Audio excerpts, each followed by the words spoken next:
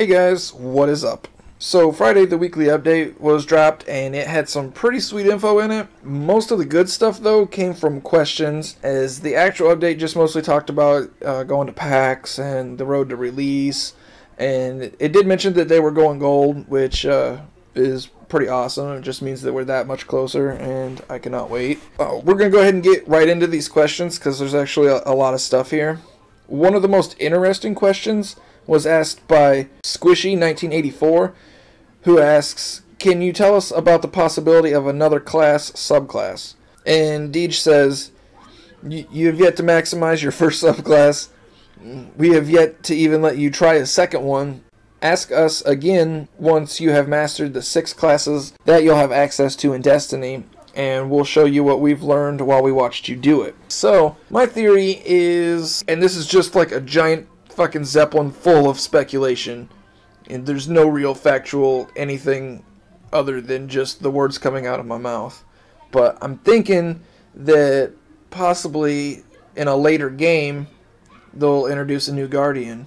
What it could be is beyond me, but I think it would be awesome if, say, in like 2 or 3 years they bring out a new Guardian in one of the expansions. And I say expansion loosely, like a DLC or, a new game. I'm not sure if they're going to actually drop, like, a hard game every year, or do, just like updates to the game. I'm not sure how that's going to work, really. I would assume it'd probably be an extra disc, because the Xbox and PlayStation, for that matter, both consoles, I don't think would be able to support, memory-wise, all that type of content on that one hard drive. You'd have to buy expansion hard drives, and I think it'd just get messy. So I think it would just be, an extra game disc that you put in, and it would run, I don't know, techno super nerd stuff right there. The next question was asked by Ninja Dragon Killer, and he asks, what time will the servers be open for the public in North America and worldwide? I don't know why he just didn't say worldwide, but I'm not going to judge. Deej says, when it's September 9th somewhere in the world, you will have access to your very own version of Destiny, and it will be time for you to create a character that will keep you company for a good long time. Retailers will stick to time zones. Our servers won't know the difference. Retailers will break street date. Our servers won't. So, now, I've seen a lot of speculation on Twitter and Facebook groups and whatever else about what it actually means. And I've looked it over and over and over, and to me, it looks like it's saying the servers will be live at 12 a.m. in each time zone. For example, if it's 12 a.m. Eastern time, then it's 11 p.m. Central time. So once it's 1 a.m. Eastern, it's 12 a.m. Central, and then it'll go live for that region, which is basically just like any other game. For East Coast players, Call of Duty Ghosts, for example, if most of you guys probably have played that. For East Coast players, when you got it and you got on and it showed like the map with all the little dots and whatever where everyone was at, you noticed that the East Coast was lit up and not so much the rest of the world. And as the night progressed, it got brighter across the world, and that's how it's going to go. It's not going to be, okay, well, it's midnight Eastern, so it's open for the world. No, it's going to be midnight in each time zone, which kind of sucks for, I guess, Pacific players, because it'll be out for a couple hours. I guess we are just talking about a couple hours, so it's a first world problem at that point. Next, Isaac Andrews asks, will you make Sparrow races? I personally would say, fuck yeah. But Deej replies with, we've made a game that can be whatever you want it to be. Will you make Sparrow races? Some gunslingers I know cobbled together a tour back in Halo 2 with nothing but gentlemen's agreements, course marshals with sniper rifle scopes for spotting the race. We'll be watching you to see how you spend your time in this brave new world. The ways in which you surprise us will spark the inspiration that leads to innovation. It sounds like it's not totally out of the question. Maybe if someone comes up with a clever way to do it, maybe they'll implement it into the game somehow. Maybe it's already secretly there and we just don't know and they don't want to tell us, because Deej does like doing things like that. I'm not really sure, but it definitely sounds like it's a possibility. Then there's this question by BG Gamer, who asks, what do those cool looking trading cards do for the full game? And it has driven me absolutely freaking nuts waiting to find out what these do. So Some good news here is, Deej says, you'll find out before the launch of Destiny. Bungie.net was updated earlier today. We'll update it again before launch.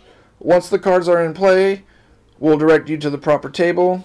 I think this is cool because we'll finally figure out what the hell those cards will give us. And then Zokes18 asks, will Destiny special events work like they did in the beta when you open the doors for the Iron Banner for 2 hours? And Deej replies, no. The beta was all about driving traffic toward the game at key moments. Those brief and urgent flash mobs of violence and glory were what we needed to test our spine. Next time, the banner will fly for longer. Everyone will have a chance to rally to its call. Not sure what that really means. If they were to be open 24/7 for like X amount of days, hours, etc. I'm not sure, but we know at least it won't be for 2 hours a day. I'm personally hoping for, say, a 3 to 5 day on and 2 to 4 days off type of thing. I just think leaving it open 24/7 would depreciate the value of Iron Banner and potentially take away from the actual multiplayer. And then we get into clans. Mr. Hollywood asks, will the clan member cap remain at 75? Deej says, how does 100 sound?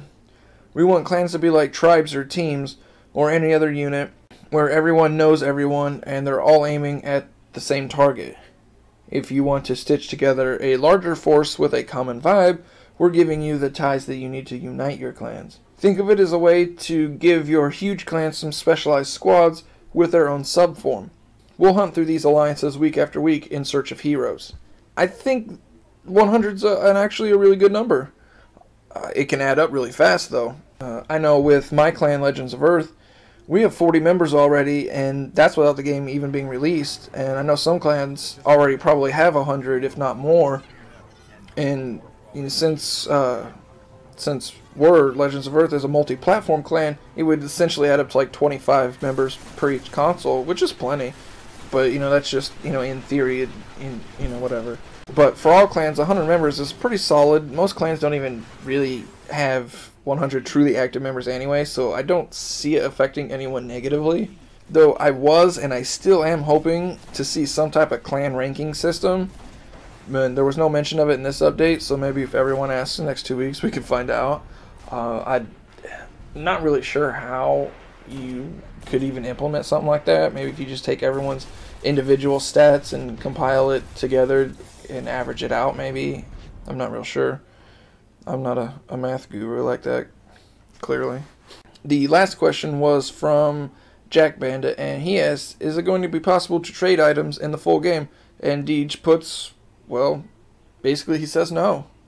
You can read what he says here. I'm not going to read all of it, but it's just basically no. And I totally agree with this, as it can really take away from the game, and you'll end up with people who just farm and sell and people who just want to buy and not earn them. I think everything in the game needs to be earned, and when you do finally earn it, it's almost like you bond with it, and I think that's what Bungie was going for.